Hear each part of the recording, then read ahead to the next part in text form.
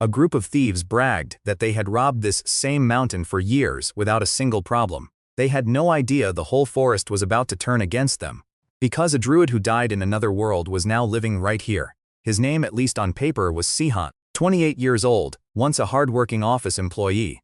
And now the vessel for a soul that had lived for centuries somewhere else entirely. Before we get to the vines, the fog, and the animals closing in on those thieves, we need to rewind. Because the man wearing Sihan's body used to be someone completely different. In a world far removed from ours, there existed a tribe known simply as the Druids. They were the keepers of balance, the ones who made sure nature and humanity never fell out of harmony. People respected them, almost worshipped them, because their souls were considered pure beyond measure. Among that tribe was one particular druid, a man named Theophilo. He lived a long, quiet life devoted entirely to nature, and when his body finally gave out, his soul didn't just vanish. Instead, it entered a cycle of rebirth, drifting through the cosmos, searching for a new vessel worthy of carrying him forward.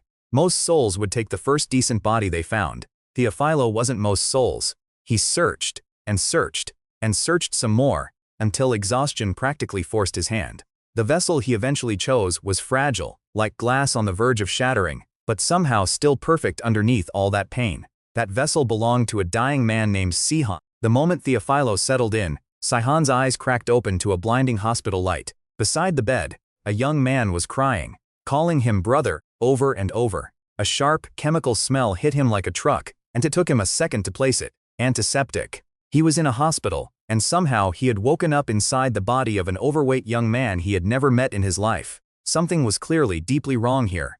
The crying man beside him kept talking, and even though Theophilo had never heard this language in his entire existence, the words registered anyway, sliding into his brain like they'd always belonged there. Stranger still, fragments of the vessel's own memories were still intact, tangled together with his own. That alone should have been impossible. But everything got 1,000 times more intense the second he locked eyes with that crying man, who turned out to be Sihan's younger brother Siyu.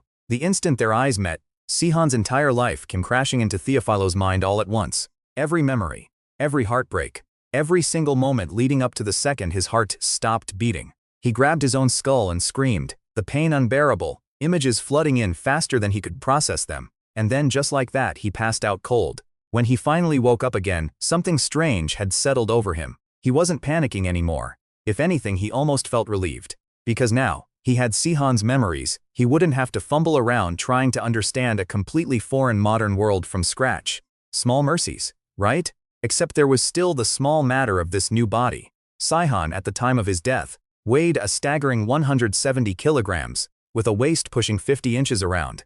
The cause of death? A massive heart attack, worsened by complications from severe high cholesterol. So here he was, an ancient druid soul trapped inside a body that had been actively killing itself for years. Theophilo made a quiet promise to himself right there in that hospital bed. He was going to fix this body, no matter what it took. That same day, still hooked up to monitors, he started jogging laps around the hospital hallway. Because if this body was going to be his vessel from now on, it needed to actually work. And he wasn't scared of the grind ahead either. In his old life, he'd survived weeks without food and lived to tell the tale. Compared to that, a little cardio was nothing. But there was one problem eating at him, and it had nothing to do with muscle or fat. The nature force in this new world was almost non-existent. Back where he came from, druids pulled in enough nature force to reshape landscapes. Here, everything he managed to gather in an entire day was barely enough to bloom a single flower. And nature force wasn't just some flashy power source for him. It was the thing literally keeping this fragile, dying vessel alive. Without it, he scatters into nothing, faster than he can even hold on to it. For a druid, that's not an inconvenience, that's a slow death sentence. Sitting on a hospital bench one afternoon, trying to figure out a fix, his brother Su showed up, and immediately started scolding him for stressing out the day he woke up. San insisted he was fine. Siu wasn't buying it, reminding him that his heart was still weak, and he needed rest, not worry. Siu sat down next to him, and mentions almost casually that the kid he'd saved was only 6 years old. Because that's how Sihan ended up here in the first place. In his final act as the old Sihan, he threw his body in front of a kickboard rocketing down a hill, straight toward that little kid. He saved the child, but the impact and the stress on his already failing heart triggered the heart attack that killed him. Even badly hurt, even slipping toward death, there was something almost peaceful about it, like he'd finally done something that mattered. Sihan teased his brother, joking that he only saved the kid because he was cute. Siu hid his face, clearly proud but too embarrassed to say it outright, telling him quietly that he did a good thing. Then, more seriously, he warned him to be careful from now on, because if Sihan disappeared, he'd have nobody left. Hearing his brothers say that hit Sihan somewhere he hadn't felt touched in a long time. Still he settled on one conclusion. Getting healthy came first, above everything else. Then he dropped a bomb on Siu, telling him he'd already quit his job. Siu demanded to know why, and Sihan explained flatly that his team leader had stolen an entire project he's been building. Siu exploded, already knowing exactly who the culprit was, a spoiled rich brat who never faced consequences for anything. Suddenly, the stress that had been crushing his brother for months made total sense. Sihan just shrugged it off. Siu, surprised his brother wasn't furious, asked why he seemed so calm about all of it. Sihan said simply that he'd already made peace with it, suggested he just rest for a while, do nothing, recover slowly. Instead, Sihan revealed his real plan, moving out to the countryside near a place called Gyeonggo to start farming. Siu was stunned, pointing out that farming was brutal, physical work, the opposite of resting. Sihan clarified he wasn't going there to farm for profit, but to focus fully on his health to actually recover. Siu wasn't entirely shocked, since his brother had always loved growing plants, and tending a small garden would double as exercise anyway. From Theophilo's side of things, there was another reason entirely. A druid without access to a real forest, real nature, wasn't really a druid at all. He needed land roots, something alive to connect to. Siu suggested he start filming for YouTube again, reminding him his old plant channel was technically still active. San wasn't interested at first. Siu pushed back, reminding him people still left comments in the old videos, wondering where he'd gone.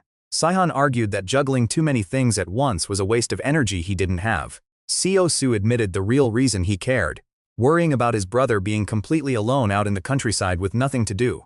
Then he pulled the ultimate weapon, the pleading puppy dog eyes, begging him to at least upload something simple, even if it was just for him. Sihan couldn't say no to that face. He agreed, on one condition, no face reveals, and he'd upload whenever he felt like it, more of a video diary than a real channel. Siu was thrilled, insisting that was more than enough. Right in the middle of that conversation, a woman named Ayong walked in, calling Sihan's name. The second their eyes met, his breath caught in his throat, an involuntary reaction that told him one thing clearly. The old Sihan had genuinely loved this woman. But Theophilo's instincts were screaming something entirely different, because in Sihan's own memories, this woman was nothing short of poison. She'd used him for years, dumping her workload onto him, pinning her mistakes on his name, and somehow he'd kept tolerating it anyway. Siu quietly excused himself, leaving the two of them alone to talk. Sihan took a breath and asked her flatly what she was doing here. Ayong actually stuttered, thrown off completely, because the old Sihan never once spoke to her with anything but warmth. This coldness was something entirely new, and she had absolutely no idea what she'd just walked into. She finally managed to explain herself, saying the core files for a project had gone missing, and she needed him to remember where they were. Sihan told her, calmly, that he genuinely didn't remember, blaming it on a recent surgery that had wiped out a chunk of his memory. Ayong panicked, insisting it was important, urging him to try harder. Then he dropped the second bomb, telling her the project wasn't his problem anymore, since he'd already submitted his resignation. Her face went pale, because she knew exactly how bad this looked for her now. So she pivoted, switching to the same cute, helpless act that always used to work on him, begging for his help before she got into trouble. It didn't work this time. If anything, it just made his disgust more obvious. Watching all of this unfold, Theophilo silently concluded that Sihan had absolutely terrible taste in women. Sihan finally laid it all out, telling her he knew exactly what she'd done, dumping her work on him, letting him take the blame for her mistakes. For years, Ayong froze, stunned that he was actually confronting her. He kept going, telling her that showing up here, after he'd already resigned, was rock bottom, even for her. She tried to argue that she only came to him because he was still technically in charge. He corrected her instantly. He wasn't in charge of anything anymore. That's when the mask finally slipped and she groaned at him, snapping that she only did any of it because she was worried about him. Sihan was almost relieved to see her true colors on full display. It made cutting the cord that much easier. He stood up, told her she was free to leave because there was nothing left to discuss between them. She tried to keep talking, but he told her flatly to text him if she had anything else to say. As he walked off, she screamed a sarcastic goodbye behind him, wishing him a speedy recovery, venom dripping from every word. He didn't care. That chapter of his life was closed permanently. From that point forward, he ignored every call from his old company, focused entirely on healing this body and building a new life from the ground up. His dedication at the hospital didn't go unnoticed either. Staff who used to glance at him with pity started cheering him on instead. And once word got around that his brother was a famous idol, people started treating him even kinder, sneaking him fruits and vegetables from their own meals. One nurse handed him a single sweet berry, and the moment it hit his tongue, it was like tasting an entirely different dimension. The room stared at him, teasing him for reacting like it was his first time eating fruit. The joke was, it basically was. Compared to the meager, rough food he survived on as a druid centuries ago, modern fruit tasted like something out of a dream. As he chewed slowly, he could actually feel it, the nature force inside the fruit being pulled straight into his body. That single discovery changed everything. If food itself carried nature force, the countryside wasn't just a nice idea anymore, it was necessary. The day finally came for his discharge, and an elderly roommate from the hospital saw him off, amazed that he'd dropped all 20 kilograms in just 3 weeks. She reminded him he still had a long road ahead, and he promised her he'd keep going. As he took her hand to say goodbye, he quietly passed a stream of nature force into her frail body. It wouldn't cure her, not instantly, but it would help. She told him to never lose that smile of his, because it made her feel better just looking at it. When she asked where he was headed after selling his old house, he told her the countryside, somewhere quiet, far from the noise of the city. She recommended a place called White Tiger Mountain, and that was that. Not long after, Sihan arrived at the old house waiting for him at the base of that mountain. After clearing weeds for a while, he headed into town to stock up on supplies. The market hit him like a wave, colors, smells, a miniature festival packed into a few narrow streets. He learned that a so-called 5-day market didn't open on the 5th, it just opened every 5 days.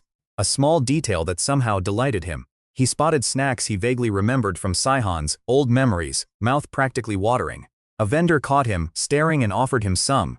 But he forced himself to walk away, determined to keep his diet on track no matter how tempting the smell was. Eventually he wandered into a seed and plant shop, run by an elderly man. Sihan pointed straight at the tomato seedlings, and the old man asked, half amused, why tomatoes specifically? Because he genuinely loved them, Sihan said, and while he was at it, he wanted vegetable seedlings for wraps and salads too.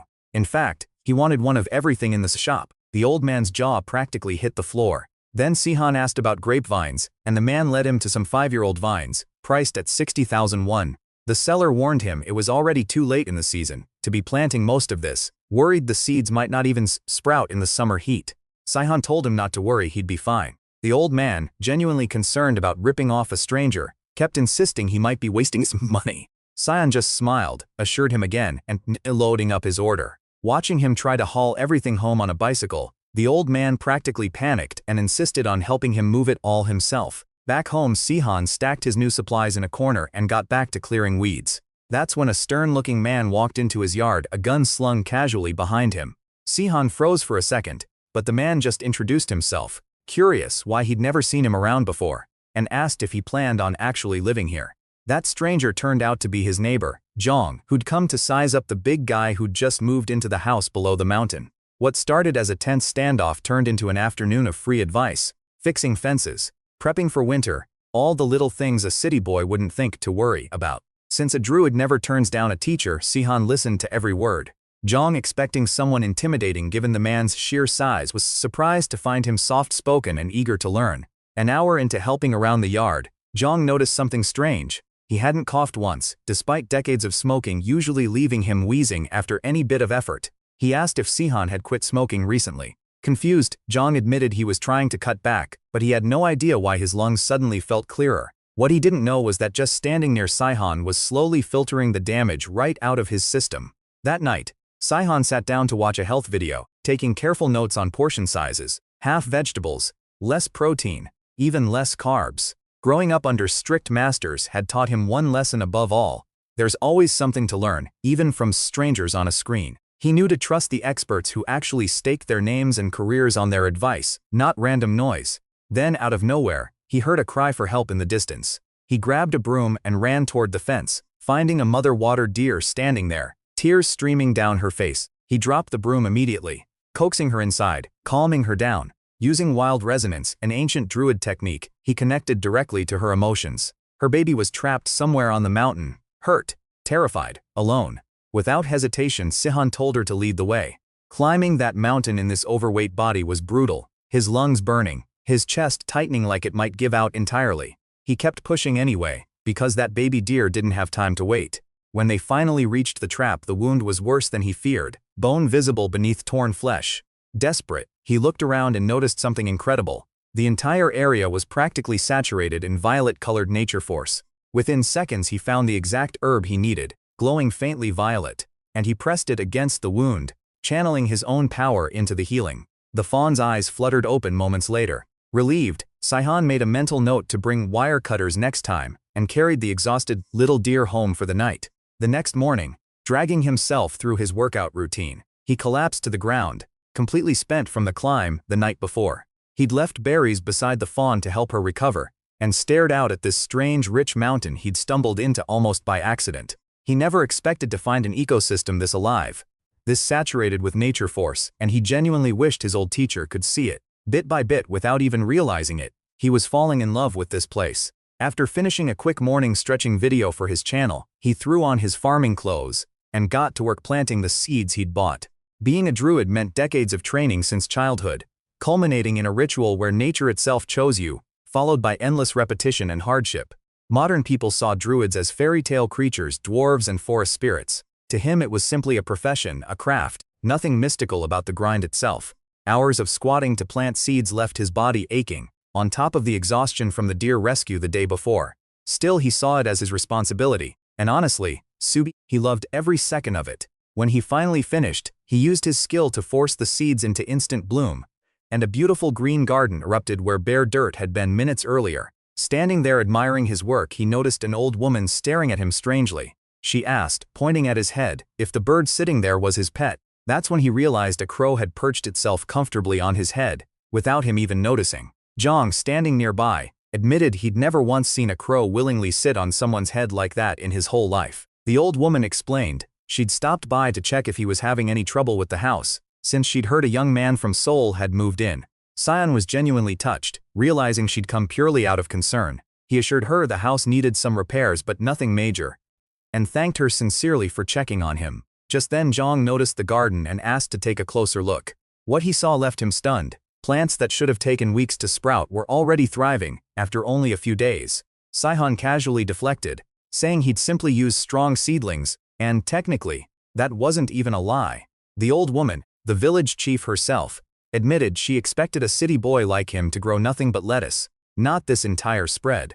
Saihan explained he needed to eat plenty of vegetables to shed the weight. She shot back, half joking, that he actually looked handsome as he was and probably had girls lining up already. Zhang asked if there was anything else he needed, reminding him that a city boy wouldn't know the first thing about country living, and offering to help however he could. Saihan admitted he did need one favor, a greenhouse. The village chief wasted no time getting someone on the job, and before long, the structure stood complete, leaving him genuinely amazed. He explained his plan to grow flowering plants that couldn't handle rain exposure. Impressed by his passion, the village chief mentioned an orchid at her own house that was slowly dying, and asked if he'd take a look sometime. He agreed without hesitation.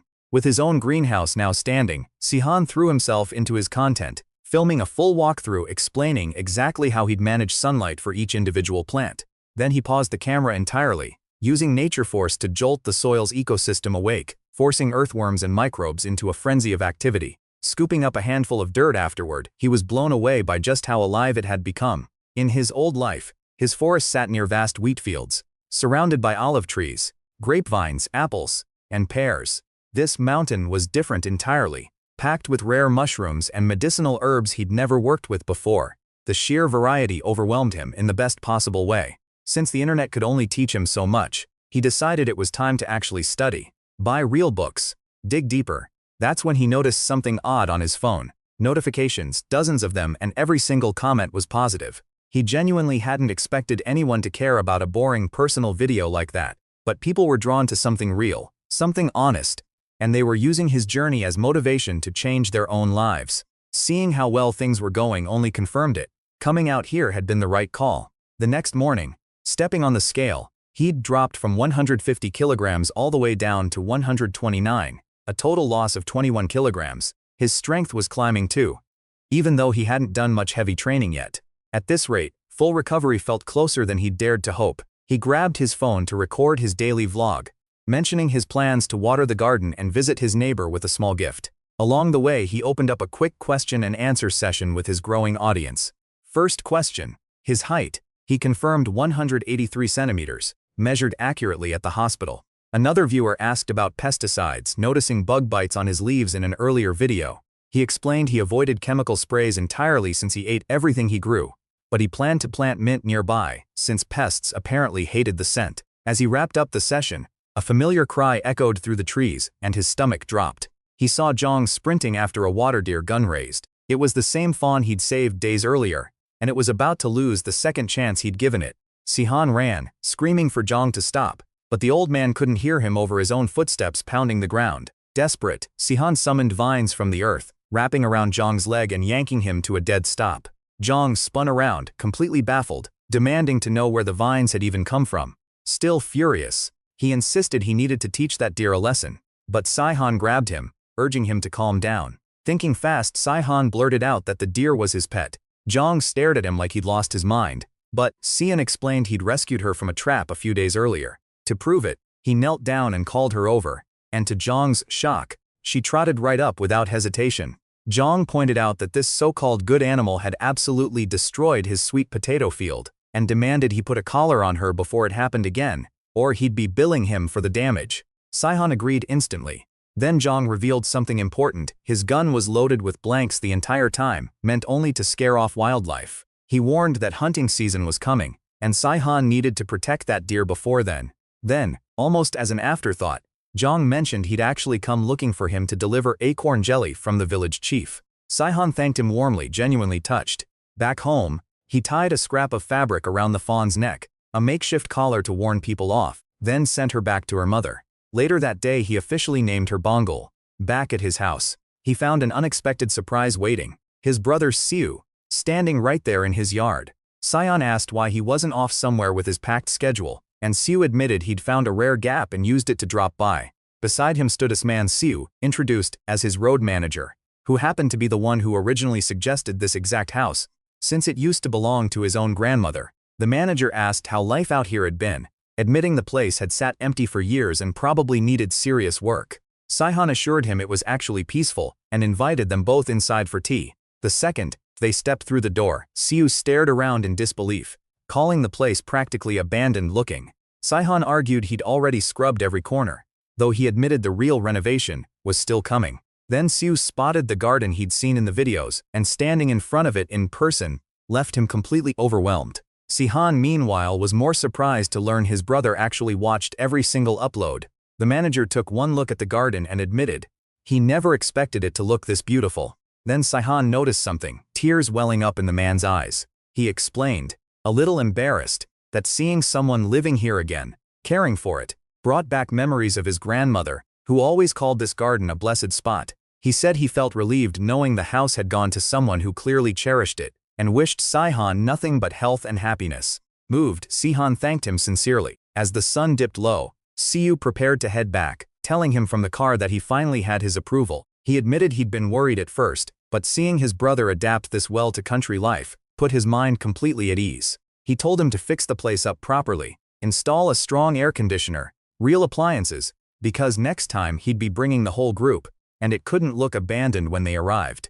Sihan promised he'd take care of it. As they said their goodbyes, Siu mentioned, smiling, that a gift would be arriving soon, though he refused to say what it was.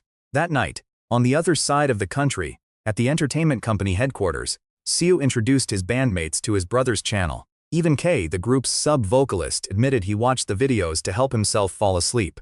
The rest of the group was genuinely impressed, praising the food, the editing, the whole aesthetic of it. They joked about how many subscribers he'd eventually hit at this rate. Then one of them noticed the deer in a recent clip, and Siu himself was stunned, admitting this was the first he'd even heard about a pet deer. Back on the mountain, Bangul and Sihan were growing closer by the day. Any creature that tasted a druid's nature force bonded easier through wild resonance, and giving something a name only deepened that invisible connection. That truth didn't stop at animals either. It extended to anything rooted in the earth, trees included. Wandering the mountain one afternoon with Bangul, Sihan found the perfect candidate, a massive old pine tree. In ancient times, druids called this kind of connection an orin, a plant bonded so deeply it became the eyes and ears of the entire forest, serving its chosen master. Since he'd already purchased the entire back mountain along with the house, he needed a central hub to properly claim it as his own territory. He chose that towering pine tree without hesitation.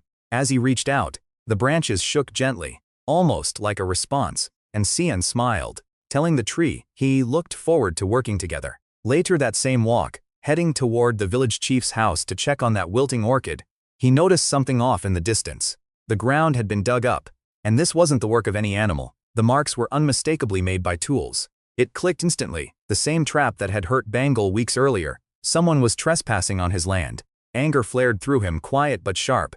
Whoever was doing this was about to learn a very hard lesson. Back in ancient times, the proper response was always to report to the ruler of the territory, and that's exactly the path Xihan decided to follow now. He rushed to the village chief's house, but the moment he arrived, the sheer luxury of the place stopped him cold, including a $5,000 electric bicycle parked out front. The chief seemed surprised too, admitting she'd actually been on her way to see him. It turned out she was still worried about her dying orchid, and hadn't been able to figure out why watering it wasn't working. She explained the orchid had belonged to her late husband, who cherished it deeply, which made it precious to her heart now. Xihan took it gently, promising to bring it back to health. Then he told her about the trap, the disturbed dirt, the trespasser on his land. She frowned, guessing it was likely someone digging for wild roots or ginseng illegally, a serious violation under the local wildlife protection laws. She promised to alert the patrol unit immediately, but warned him the ideal outcome was catching the culprit red-handed. When he asked why that mattered so much, she explained that last spring she'd caught thieves stealing wild shoots herself, only for police to release them anyway, since there were no cameras to prove ownership.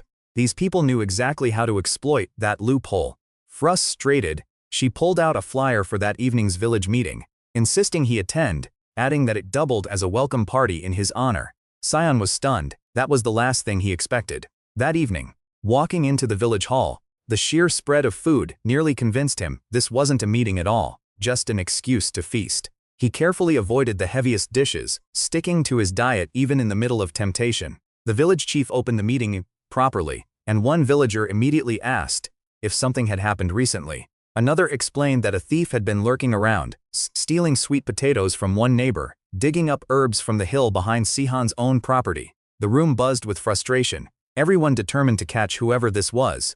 Zhang suggested organizing regular night patrols, both to catch the thief and to keep an eye out for wildfires. Everyone agreed instantly, and the chief announced they'd rotate patrol duty until the culprit was caught. Business wrapped up fast, and the room dove straight back into the feast. A middle-aged man approached Xihan, asking if he was the young guy who'd moved into the house near the mountain. He introduced himself as Li Dongbak, Secretary General of the Sports Council and the meeting's sponsor. He asked, half joking, if Xihan had brought the rice cakes served earlier. Xihan admitted he wanted to bring something for his first proper meeting with everyone. Dongbak praised his manners, then wondered aloud if Xihan actually worked out, joking he looked built like a wrestler. Before Xihan could respond, the village chief cut in, telling Dongbak to back off, reminding him this young man came out here to recover from major surgery, not get recruited into a wrestling gym. Dongbak sighed dramatically, lamenting the loss of such a perfect physique, and the chief immediately scolded him to focus on his own struggling wrestlers instead. While they bickered, a dog suddenly bolted over and started licking Xihan's fingers, startling him completely.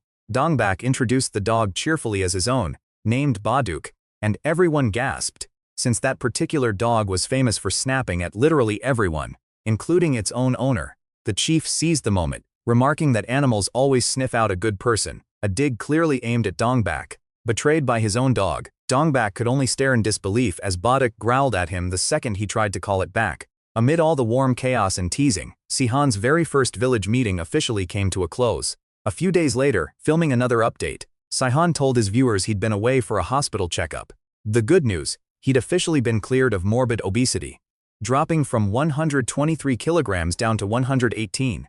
As a reward, his doctor gave him permission for one cheat meal a week, and today, he was going all in on grilled pork belly. Everything on the table came straight from his own garden. Garlic, perilla leaves, lettuce, fresh tomatoes. He built the perfect wrap slowly for the camera, shaking off excess water from the lettuce, layering perilla, adding 2 slices of pork, a hint of garlic, a touch of chili paste. The second it hit his mouth, flavor exploded across his tongue, warm and grounding, like tasting the earth itself. Every ingredient felt perfectly in sync, like they'd been grown specifically for this exact bite. Riding that high, he added a scoop of aged kimchi the village chief had gifted him, and the sour tang against the rich pork sent him practically floating. He kept eating, recording, completely lost in the moment. Afterward, slightly embarrassed by how much he'd devoured, he posted the video and promised himself he'd pace better next time. Just then his phone rang sharply, startling the cat curled up beside him. It was the village chief, and his stomach dropped instantly, worried something was wrong. Turned out she just wanted an update on her orchid. Relieved, he told her it had fully recovered, and he planned to return it the next day. Pleased, she offered him payment, which he immediately tried to refuse. She scolded him sharply, telling him it was rude to reject a gift from an elder, insisting on transferring a little pocket money directly to his account. Reluctantly, he accepted. A moment after hanging up, a payment notification popped up on his screen, and his whole body went numb. His legs turned to jelly right there on the porch steps, as he processed exactly what she'd sent him, 5 million won for saving a single orchid. Back in his old life, his master used to preach that druids always deserved fair payment for their work, whether it was healing a plant or facing down an enemy, because the world runs on give and take. His master also warned that receiving too much invited more burdens down the road. Staring at this absurd amount of money, he finally understood exactly what that meant. Unable to just pocket it, he tried calling her back to return it, only to get scolded again for rejecting her sincerity. So instead he decided to give something back in a different form. With grape harvest season closing in, he planned to brew wine from his own vines as a thank you gift. He ordered a 220-liter French oak barrel online, nearly 1 million won but worth every cent to him. Back when he was a real druid, he never needed to buy barrels, since oak trees surrounded him constantly. Looking back now, he almost missed how simple that life had been. Shaking off the nostalgia, he decided to let the grapes ripen fully before starting the wine. Not long after, an unexpected visitor showed up, a contractor named Sunju, hired quietly by Siu to renovate the crumbling house. After confirming his identity, Sihan let him inspect the property while he called his brother for context. Siu reassured him Sunju was a genuine expert, experienced in restoring traditional Hanak homes exactly like this one. It clicked then. This was the surprise gift Siu had promised weeks earlier. Sihan tried to argue he'd have managed the house fine on his own, but Siu insisted it didn't sit right seeing his own brother Riv live somewhere falling apart, and offered to cover every cost himself.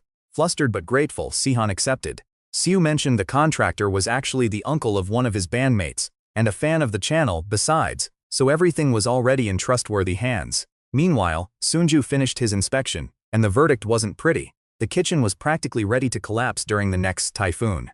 The ceiling was little more than a board balanced over old beams, and termites had chewed through the support pillars almost entirely. Hearing this stung, since a druid's home was supposed to be a sanctuary, one with nature, not a structural hazard. Still, Sunju reassured him the roof and tiles were solid, salvageable. The real emergency was the termite damage, which needed handling immediately before it took down the whole structure. He also warned that termite infestations could trigger allergies, or worse, actual bites over time. Sihan wasn't personally worried, figuring termites wouldn't dare mess with a druid, but he trusted the professional's judgment anyway, especially since Siu was footing the bill. When he asked about the total cost, Sunju reassured him it wasn't as bad as he feared, and mentioned the government even offered subsidies, covering roughly half the price for major Hanak repairs in this area. Relief washed over Sihan instantly, the guilt over Sisu's generosity easing considerably. He decided to leave the entire renovation in Sunju's capable hands. Sunju promised extra care and attention given the connection to Siu. Alone afterward, staring at his crumbling house, Sihan found himself oddly excited, imagining what it would look like once finished. He stood there thinking until the sun completely set behind the mountain. A few days later, running errands at the market, he bumped into Zhang, whose voice startled him badly enough to make him jump.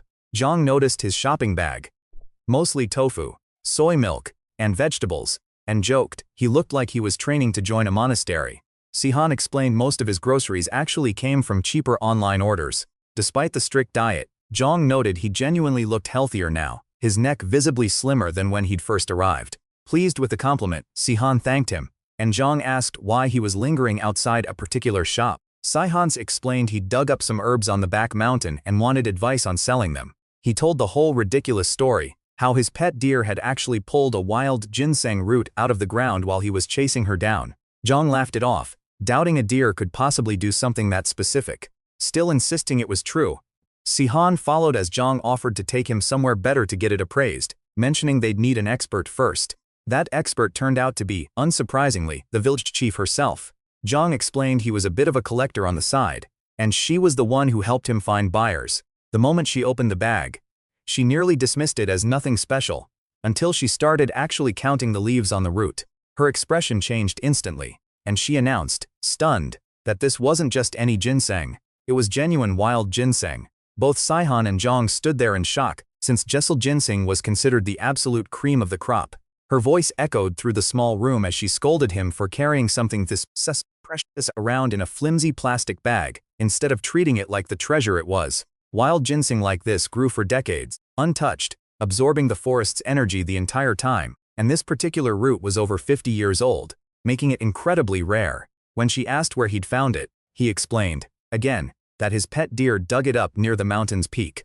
Naturally, she found the story just as absurd as Zhang had, wondering aloud how anyone managed to domesticate a wild water deer. Zhang confirmed it, adding that Sihan had even put a proper collar on her. The chief admitted she'd apparently lived long enough to see just about everything now. She reassured them selling it would be easy, promising to send photos straight to the Ginseng Diggers Association to find a serious buyer. She estimated it could fetch more than 30 million won, and value only climbed further if the story attached to it was ridiculous enough. As an example, she told them about a digger who searched for 6 straight months, until a dream about a mountain spirit finally led him to an entire untouched patch. Since Sihan already had a decent story, they could easily spin it. A blessed omen, a lucky deer leading him straight to the find.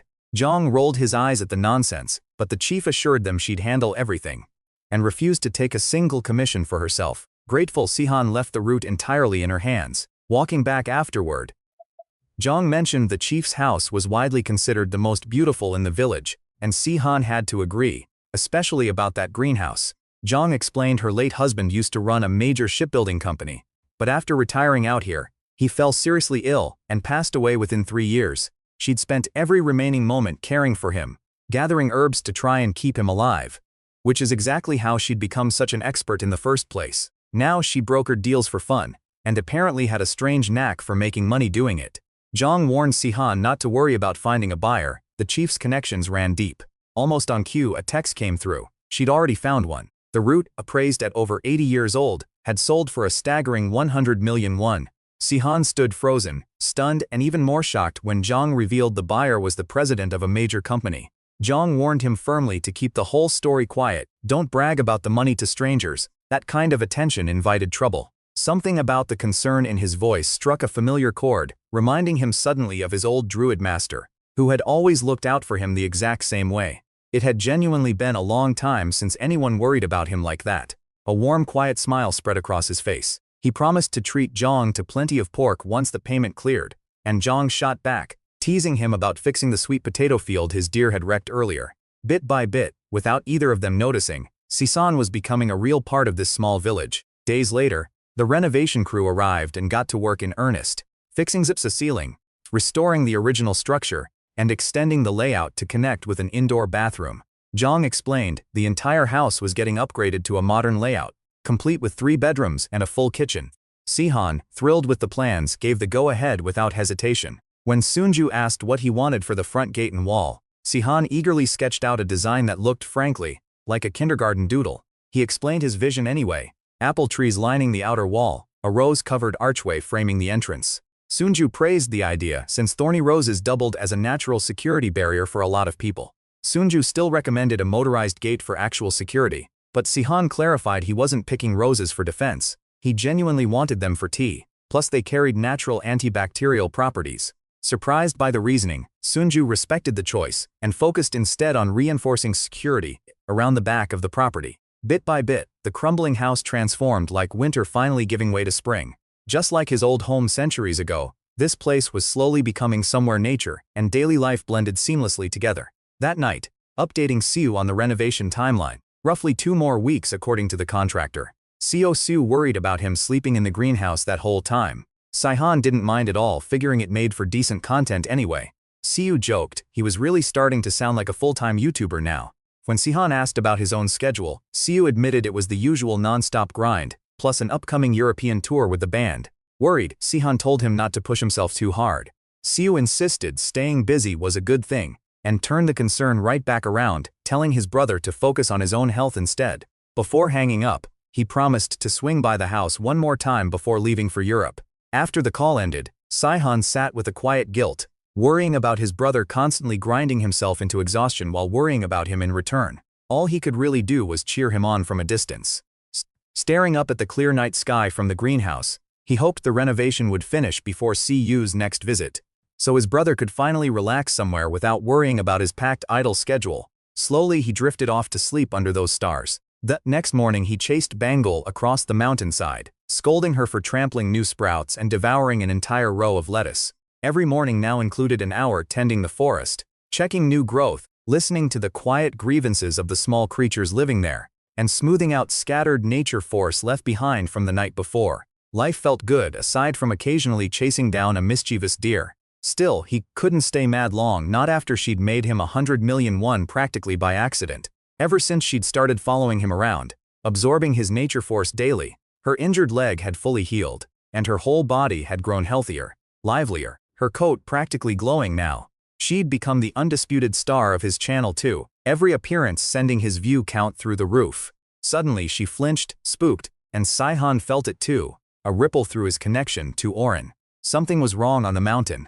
He tapped into that connection instantly, seeing and feeling everything the ancient pine sensed. And there it was, the culprit, pillaging his territory without a second thought. Meanwhile, deep in the back mountain, the same two thieves from before were having the time of their lives, filling their bags with mushrooms. One scolded the other for yanking mushrooms too roughly, warning that damaged goods sold for less. His partner apologized and got a quick lesson on gentle harvesting technique. As they moved deeper, one voiced concern about rumors of a new landowner on this mountain. The other brushed it off completely, bragging they'd looted this exact spot for years without a single problem. He urged him to hurry. They needed to strip the whole mountain clean before sundown. Minutes later, they stumbled into an unbelievable patch of Matsutake mushrooms, plump and healthy, growing wildly out of season. Too excited to question why, they celebrated hitting the jackpot. Easily hundreds of mushrooms in this one patch alone. But his partner didn't answer, frozen solid, staring at something terrifying. Wild animals had silently surrounded them, watching with an unnatural focused stillness. Despite the pure terror creeping in, greed apparently outweighed common sense, and they kept harvesting anyway.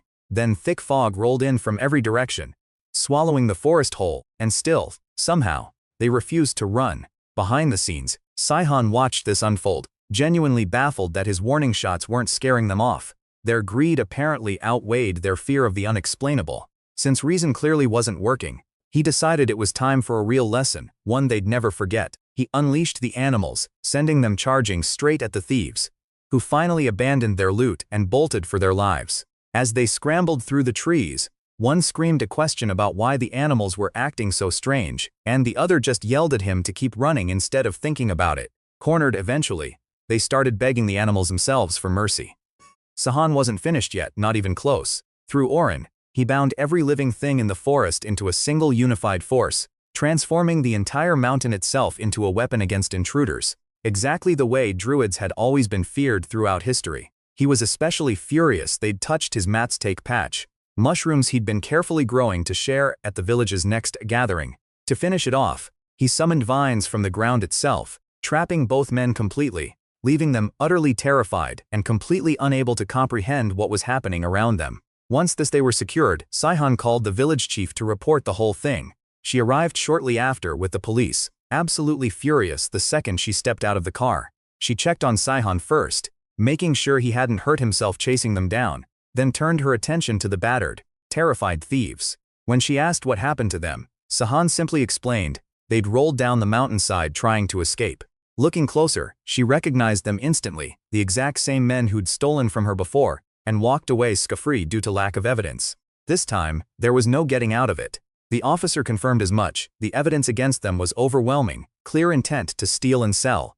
Furious, the lead thief insisted a demon had possessed the trees, that the animals were possessed too. Then he turned to Saihan, and to add insult to injury, referred to him only as Chubby, demanding the officer arrest him for practicing witchcraft. That was the final straw for the village chief, who lunged at them, cursing them out with language that startled everyone, including Saihan himself. The officer struggled to hold her back as she described exactly how she'd like to handle repeat offenders like this. Sihan stood there, honestly stunned by how fierce the gentle village chief could actually be underneath it all. As the officer led the thieves toward the car, one kept muttering that the mountain was haunted, drawing the attention of a priest who'd just arrived on the scene.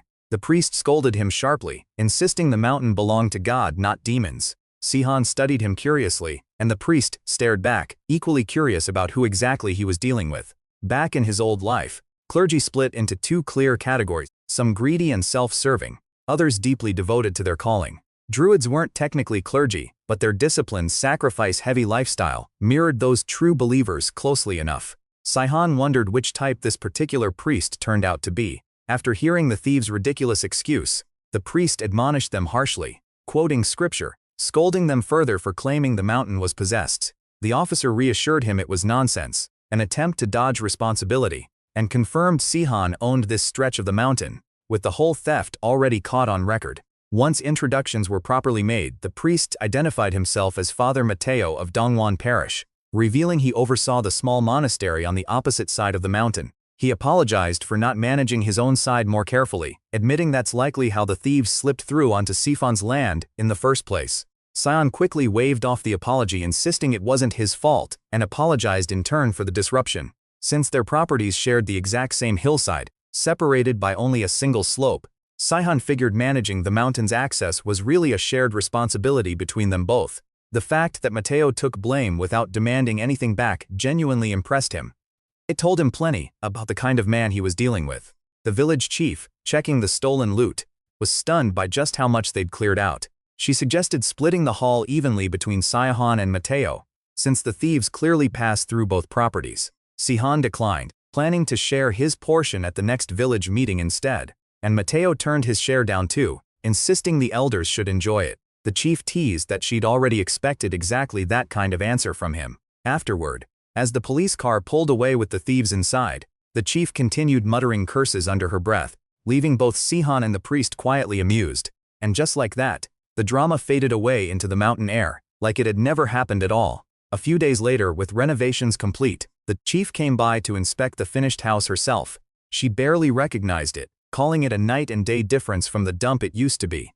Admitting she'd expected repairs to take at least a month, he explained a few final touches were still pending, but the bulk of the work was done. Relieved it no longer looked like an abandoned, haunted shack, she happily accepted his invitation to stay for a home-cooked meal. Right as they were about to start, Zhang dropped by asking to borrow some lettuce, complaining that his own crop, planted from the exact same seeds, never tasted quite as good as Sion's. What neither of them realized was that anything a druid touched simply turned out exceptional, richer flavor, denser nutrients, all because Sihan gave the plants exactly what they needed.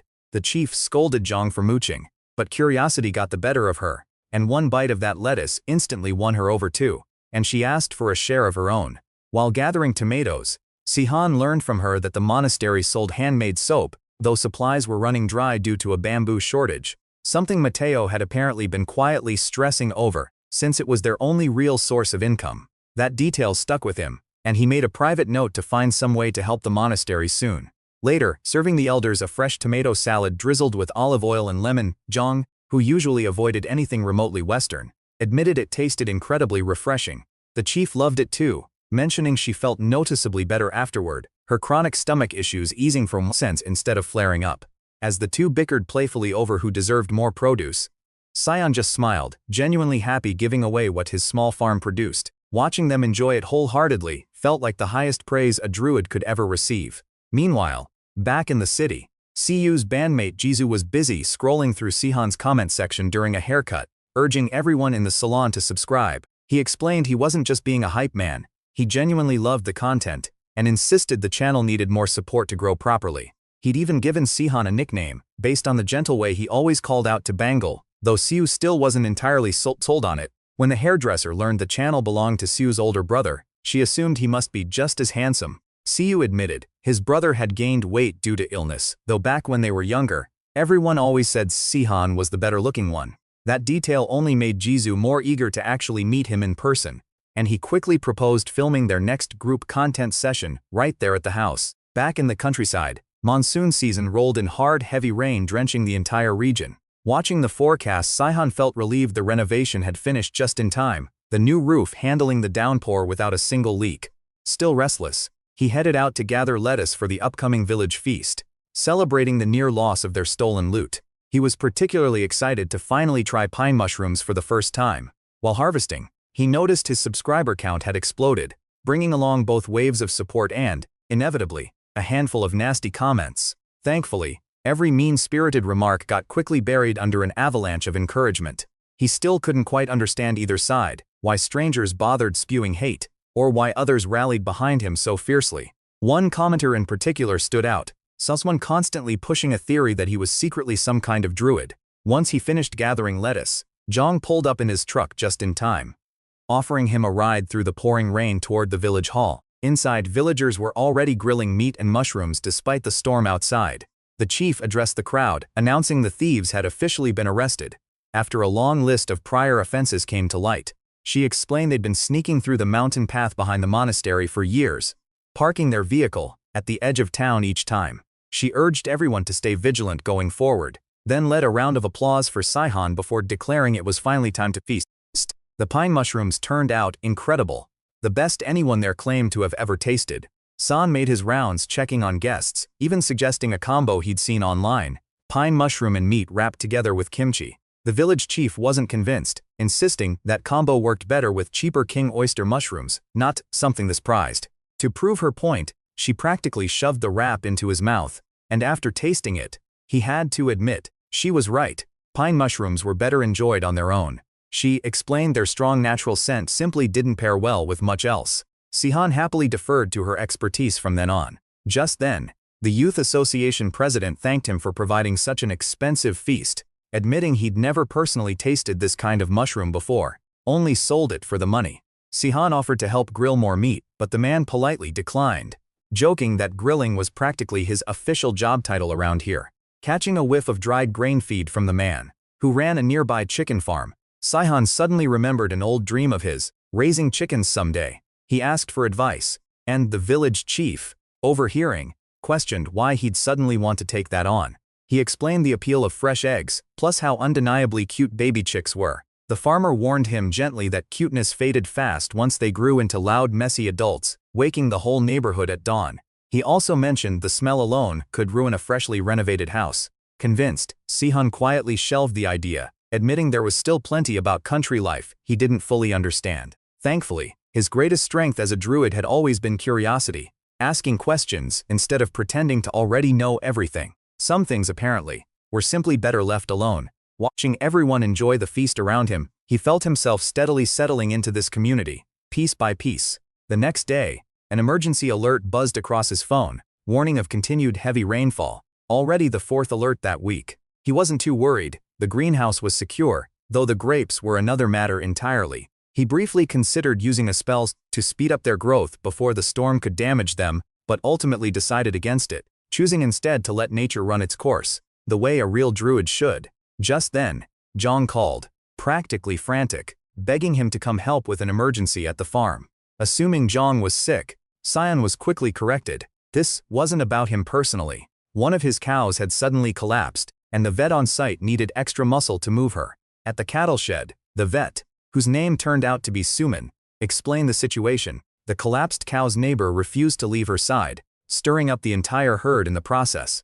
Zhang admitted, despite calling his cows only by number instead of name to avoid attachment, his worry for her was written all over his face. The vet's priority was getting the collapsed cow back on her feet quickly, since trapped gas could seriously restrict her breathing. Together, Saihan and the vet managed to push her upright, and as she cried out in pain, Saihan warned that her breathing was already labored. The vet explained sedatives weren't an option since she was pregnant, but Saihan clarified he wasn't suggesting medication at all, just a natural technique he'd already tested successfully on his own pet deer. Skeptical, the vet had no time to argue before Saihan simply began to sing, and the effect was immediate, waves of natural calm washing over every animal in the shed. Stunned, the vet watched the entire herd settle almost instantly under the influence of that strange, gentle melody. Once she was calm enough, he finally got to work, treating her properly. Afterward, over coffee that Saihan politely declined for diet reasons, the vet reported the cow only had a mild fever, worsened by the panic,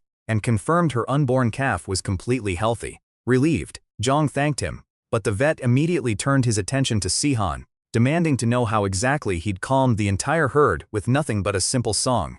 Barraged with questions, half joking about witch doctors, Sihan struggled to figure out where to even start. The vet explained, seriously, that a technique like this could genuinely change his career, since sedating every panicked animal simply wasn't sustainable long-term. Reluctantly, Sihan downplayed it, calling it just a simple folk tune he'd learned online. Careful not to reveal, it was actually an ancient druid breathing technique disguised as a song, something impossible to teach through ordinary means. Zhang stepped in to smooth things over, joking that animals simply adored Sihan naturally, mentioning offhand that even the village's meanest dog had fawned over him days earlier. The vet, familiar with that particular dog's reputation, was genuinely stunned by that detail. Still, he admitted he'd encountered something similar once before. A former professor whose gift with animals defied any real explanation. For the first time in his life, he openly admitted feeling envious. Zhang suggested he simply lean on Sihan for help whenever needed, since they were roughly the same age anyway. Turned out the vet was 29, just a year older than Sihan himself. Grateful, the vet asked for his help again someday, admitting smaller animals were manageable solo, but larger ones like cows or horses were nearly impossible without proper sedation. Sihan agreed instantly, though he made clear his help wasn't free, and the vet offered payment, but Sihan suggested something simple instead, maybe a bag of sweet potatoes. Bewildered by the request, the vet nonetheless agreed, and they shook on it to seal the deal. Sihan told him to drop the formalities entirely, since they were essentially neighbors now. Bit by bit, even without magic in this world, he was building genuine connections here, one honest interaction at a time. Days later, with the rain still refusing to let up, Sihan decided to film some ASMR content instead of his usual gardening updates. With the garden practically drowning under the downpour, he had barely any fresh material to post. And honestly, Siu had been nagging him about consistency anyway. Siu also mentioned his bandmates were eager to tag along on his next visit, and Sihan had a feeling his quiet little corner of the world was about to get a lot louder. For the ASMR video, he wandered around capturing rain hitting different surfaces, eventually heading inside the greenhouse to record the soft patter against the plastic roof. A strange rustling noise from behind a stack of boxes caught his attention. Before he could investigate, his cat leapt out, almost as if trying to block him from seeing what was hidden there. Then a box toppled over, revealing an injured mother cat curled protectively around 3 terrified kittens. He rushed them straight to a veterinary clinic, comforting them the whole ride while he waited his turn. Using wild resonance, the same technique he'd used with Bangul, he pieced together what happened. The mother had carried her fragile kittens down the mountain, through the storm, after their shelter collapsed, drawn instinctively toward the rich nature force pooling around his greenhouse. Genuinely impressed by her devotion, he praised her silently for protecting her babies so fiercely. That's when Suman, the same vet from Zhang's farm, stepped out holding a dog, equally surprised to run into him here. Suman admitted his clinic was small, barely deserving the title, but examined the cats anyway, finding nothing worse than a mild runny nose and some eye discharge. Relieved, Sihan thanked him, and Suman offered a small favor in return, asking him to help with a much harder case in the back. He led Sihan to an intensive care area, introducing him to a sickly, defensive cat hooked up to a feeding tube, refusing to eat on her own. Suman's expression darkened as he explained her situation. She'd arrived with severe jaundice, eyes and gums stained yellow, and after days of treatment, the medical bills had climbed into the millions. The original owner had simply stopped answering calls, abandoning her entirely, and the cat, somehow, seemed to know it, refusing every treat he offered afterward. Impressed that Suman kept caring for her regardless of the mounting, unpaid cost, Sihan learned he'd asked for help specifically because the financial burden was becoming genuinely overwhelming. Even though he had no regrets about taking her in, Suman asked if Sihan could work his usual calming magic so he could safely change her feeding tube. Cautiously approaching, the cat growled at first, but almost instantly softened, letting him pet her without resistance, leaving Suman completely baffled, since this exact cat usually scratched and bit anyone who came near. Sihan casually explained cats were naturally wary of strangers, careful not to mention the deeper truth: no creature alive could resist a druid's touch. With her finally calm, Suman suggested trying a treat instead of jumping straight to the tube. Nervous she'd bite him anyway, Suman approached slowly, and the cat glanced at Sihan first, almost asking permission. He nodded, silently telling her it was safe, that Suman genuinely cared about her well-being. Trusting that signal, she gently accepted the treat without a single scratch. Stunned by the sudden change, Sumin gently comforted her, urging her to heal quickly so they could finally leave the hospital behind together. Watching them, Sihan noticed the faded scars across Sumin's hands, evidence of countless attempts to keep this cat alive despite every obstacle. Those scars felt almost like quiet medals of honor, and he could genuinely feel the warmth flowing between them now, a bond built entirely on stubborn, caring persistence. The next day back with the idol group, Jisoo happily listened to Sihan's rain ASMR video, while his teammate Leo teased him for being the only person alive who enjoyed rain sounds during monsoon season. Jisoo insisted they simply didn't understand the vibe. Siu, scrolling through the same channel, guessed his brother had probably just run out of ideas, resorting to filming plain rainfall. Still, the comments stayed overwhelmingly positive, and Jesu pointed out how wildly the channel's content had evolved, from plant care, to dieting tips, to animals, and now full-blown ASMR. He argued it all still fit perfectly under the channel's original theme, healing in the countryside. Their manager suddenly burst in, announcing it was time to pack for their next schedule. As everyone scrambled to get ready, Siu noticed their bandmate Jerome asleep in the corner, unresponsive even when shaken. Concerned, the group gathered around, discovering he was burning up with fever. Jisoo suggested a hospital visit immediately, but Jerome weakly insisted it was just a cold. Nothing medicine couldn't fix. Siu upped him firmly to get checked if the fever didn't break soon, and Jisoo backed him up, worried pushing through it would only make things worse. Handing over some fever reducers, Jisoo couldn't resist teasing him for getting sick constantly, practically half the year at this point. Jerome shot back, telling him to shut up, while Siu reminded him he might not even be able to join the countryside trip if this dragged on. Refusing to accept that outcome, Jerome insisted nothing would stop him from filming out there. Jisoo teased him further, asking if he really wanted fans seeing him sickly and exhausted instead of his usual polished image. Irritated, Jerome fired back instantly, and the two dissolved into their usual back-and-forth bickering, while the rest of the group watched, thoroughly exhausted by the whole routine. Quietly though, Siu stayed genuinely worried underneath all the noise. Meanwhile, back at the market, Sion updated Jong on the rescued cat, mentioning he'd left the mother at the clinic but brought the 3 kittens home himself. He described their markings excitedly, one solid yellow too with distinctive cow patterns. Jong noticed the pile of new toys he'd bought and reminded him cats naturally handled pest control around the house. Sihan clarified he wasn't raising them for that reason at all, purely for companionship. He suddenly remembered needing grizzled tears from the seed shop, since Sumin had mentioned cats loved them. Confused, Jong quickly realized the actual answer. Sumin clearly meant catnip, not perilla leaves at all. Embarrassed by the mix-up, Sihan quietly followed as Jong teased him relentlessly, suggesting he might struggle more with kitten care than he thought. Jong proposed a quick stop at the handmade tofu shop for soy milk, and Sihan happily agreed, still mildly mortified by his own mistake. Inside the shop, something felt immediately off, the owner acting strangely tense, the whole atmosphere heavy. Sihan scanned the room just as a suspicious-looking man slipped out, cap pulled low, clearly trying to hide his face. The second he was gone, the shop owner exhaled in visible relief. Curious, Jong asked who that was, admitting he'd never seen the man around before. Lowering his voice, the owner explained the stranger was rumored to be a gangster from the city, recently released from prison and now living quietly nearby. Jong grew visibly uneasy, hoping this so-called criminal wouldn't bring trouble to their peaceful little village. Despite the story, something about it didn't sit right with Sihan. Outside, villagers whispered behind the young man's back, and Sihan could sense his frustration from a distance. Even back home, the encounter lingered in his mind, dredging up a memory he'd buried a long time ago. In his old life, he used to accompany his teacher once a month to visit prisoners, performing cleansing rituals meant to purify and reform them. Despite being a thankless task, he'd always genuinely enjoyed those trips. On one particular visit, he encountered a criminal radiating a horrifying, foul aura, filthy clothes and untreated wounds only making it worse.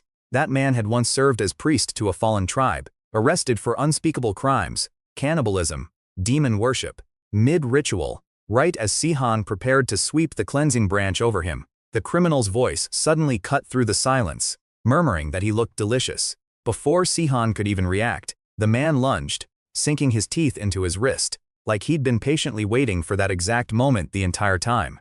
That bite left a permanent scar, and rumors spread afterward calling it a demon's mark, following him painfully for years. Even now, remembering it sent a shiver crawling down his spine. One thing was certain though, whatever aura surrounded that ancient criminal was nothing like what he'd sensed from the man at the tofu shop today. This new stranger carried a vaguely similar vibe, sure, but none of that same suffocating malice. Maybe he was simply overthinking it. Just then his phone rang sharply, startling the kittens curled up nearby. It was Siu, letting him know the group was finally packing up to head his way. He asked Sihan to prepare extra bedding, since staff members would be tagging along with the band this time. Sihan promised everything would be ready, and Siu confirmed they'd arrive by the weekend. Right before hanging up, Siu remembered one more thing, a favor concerning their sick bandmate Jerome. The band itself, called Tracker, was a wildly popular 5-member group, Hizu on main vocals, Jerome leading the dance breaks, Leo as leader and main rapper, Kei on sub-vocals, and Siu as center and lead vocalist. On the day of their trip, Hizu happily watched news coverage celebrating their sold-out concert and record-breaking album sales. Meanwhile, Kei tried desperately to pull Leo away from a claw machine, watching him burn through his savings without winning a single thing. Siu, despite not officially being the leader, still seemed to be the only genuinely sane one keeping everyone in check. Realizing Jerome was missing, Kei explained he'd gone off alone to grab water from a convenience store. When Siu checked on him, he found a crowd already gathering, fans eagerly hoping for autographs, effectively trapping Jerome in place. Siu rushed over and yanked him away, scolding him for skipping his mask entirely. Jerome apologized, admitting he'd been half asleep and completely forgot. Piling into the van, Siu's urged the driver to move quickly before the crowd could catch up, while Hizu leaned out the window waving, encouraging fans to keep streaming their music. Relieved they'd slipped away cleanly, Siu still couldn't shake the worry that other fans might create a scene once they'd reached his brother's quiet property. Watching the endless green countryside roll past the window, he genuinely looked forward to some peaceful downtime. Back home, Sihan pushed through another grueling workout, chasing his long-term goal of real, defined abs. Despite the burn, he considered the pain a necessary sacrifice, reshaping this once neglected vessel into something whole again. As the earth continued releasing Stet's nature force, the amount he could gather kept climbing, along with the range of skills he could actually perform. Finishing up, he opened his eyes to find himself surrounded by curious cats and birds as usual. After cleaning up, he checked the time, realizing Siu and the group were due any minute. Right on cue, he sensed their arrival and rushed outside to greet them. The bandmates greeted him cheerfully, with cringy idol group slang, which he pretended, convincingly, to enjoy. Siu immediately checked in on him properly, asking how he'd been holding up, and Sihan asked about their trip, prompting Siu to complain his teammates had nearly drained him before they'd even left the city. Mid-conversation, they both noticed Jisoo staring intently, and Sihan wondered if something was on his face. Jisoo quickly clarified he was simply starstruck meeting his idol in person. That caught Sihan off guard entirely, considering he was the one supposedly surrounded by actual celebrities here. While Siu and Hizu chattered on about him, a production staffer named Kim Hanel approached, thanking him for allowing them to film on his property. Sihan assured him it was no trouble, so long as they didn't disturb the neighbors. Hanel thanked him warmly, letting him know filming would start soon, and Sihan invited everyone inside to settle in first. With that, the group spent the day wandering the forest like ordinary young men, savoring a rare stretch of peace their schedules almost never allowed. They spent hours playing with his cats too, letting their exhausted minds finally rest, while bonding with the strange, wonderful creatures that called this countryside home. As the sun dipped low, the bright energy from earlier began fading into quiet exhaustion. Afterward, Sans watched proudly as Siu confidently led a discussion with the director about their final edit, genuinely impressed by how capable his little brother had become. Just as he turned to start dinner, he noticed an open shopping bag left carelessly beside some boxes, and decided to bring it inside before bugs got into it. A note attached to the side revealed it was actually a gift from Siu, a brand new tracksuit, exactly the kind he'd been quietly thinking about buying for himself. A receipt tucked inside confirmed it. Siu had bought it fresh, despite the note claiming it was simply an old one he didn't need. Touched by the quiet gesture, San felt an unfamiliar warmth settle over him, since, as a druid, he'd always been the one caring for others, never quite the one being cared for. Strange as it felt, it wasn't unpleasant in the slightest. Unable to contain his happiness, he proudly showed off the gift to his cats, telling them it came from his little brother. Later that night, as the exhausted group wrapped filming, Jerome quietly apologized for slowing everyone down, his illness catching up with him right as he tried pushing through to the finish. His vision blurred, and he nearly blacked out completely. Still worrying about how he'd manage tomorrow's schedule, panicked voices calling his name snapped him back before he could collapse entirely. Rushing over, Sihan quickly realized Jerome's life force had been almost completely drained, and remembering the tea he'd promised earlier, he hurried off to prepare it immediately. Moments later, a single steaming cup changed everything. Jerome's headache vanishing, his vision sharpening, color returning to his face like he'd been reborn on the spot. It reminded Saihan of a sick child he'd failed to save centuries ago, and this time, surrounded by a modern world overflowing with nature force, he swore he wouldn't watch someone fade away helplessly again. Saihan smiled, genuinely happy, watching a stranger he barely knew get a second chance at life because of a gift only a druid could give. This was the life he'd chosen for himself now, planting roots deeper than any mountain, healing everything and everyone he touched, and finally, after 2 lifetimes, he was exactly where he belonged.